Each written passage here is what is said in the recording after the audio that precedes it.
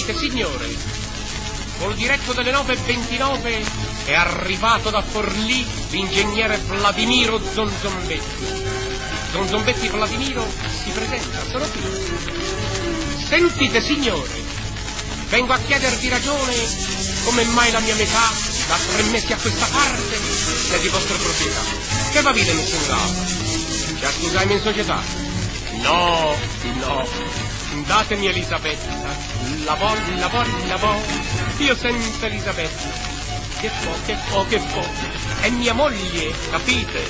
La voglio, mi spetta. Datemi Elisabetta, Zonzombetti e la bella Elisabetta si adoravano, però un bel dì lei se ne andò. Parlerò, fino a che mia moglie avrò.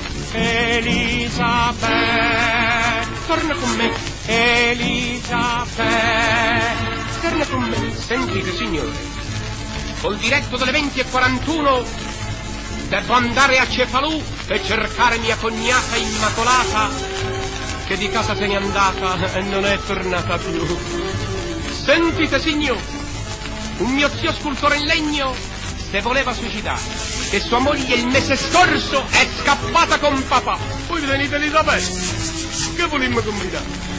No, datemi Elisabetta, la voglio, io senza Elisabetta. Che po', è mia moglie, capite? La voglio, mi spetta. Datemi Elisabetta,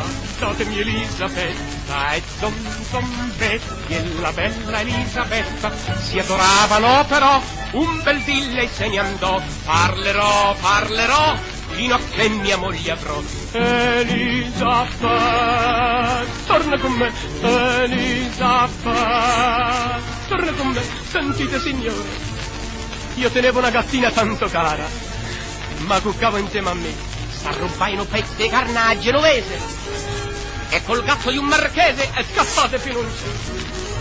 Sentite, signore, mi è rimasta sola la nonna, 80 anni su per giù, ma fermi che va a casa, manco esse trovo più. Ma che sta mia gente selvaggia, ma che sta mia gente lui.